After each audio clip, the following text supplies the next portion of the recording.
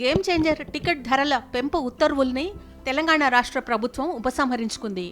Ticket ధరల పెంపు విషయంలో ఈ సినిమాకు ఇచ్చిన వెసులుబాటును ఉపసంహరించుకుంటున్నట్లు ఉత్తర్వులు జారీ చేసింది. హైకోర్టు ఆదేశాల మేరకు గేమ్ చేంజర్ టికెట్ ధరలు, అదనపు షోలకు ఇచ్చిన అనుమతిని ప్రభుత్వం వెనక్కు తీసుకుంది. తెలంగాణలో ఇక నుంచి తెల్లవారుజామున స్పెషల్ షోలకు అనుమతి లేదని ప్రభుత్వం స్పష్టం చేసింది.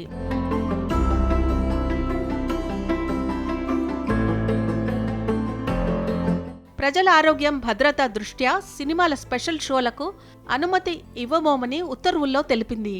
రామ్ చరణ్ హీరోగా దర్శకుడు శంకర్ తెరకెక్కించిన చిత్రం గేమ్ చేంజర్. చిత్ర బృందం విజ్ఞప్తి మేరకు సినిమా టికెట్ ధరల పెంపునకు తెలంగాణ ప్రభుత్వం అనుమతి ఇచ్చింది. సినిమా విడుదల రోజు జనవరి 10వ తేదీ శుక్రవారం ఉదయం 4 గంటల నుంచి 6 షోలకు పర్మిషన్ ఇచ్చింది.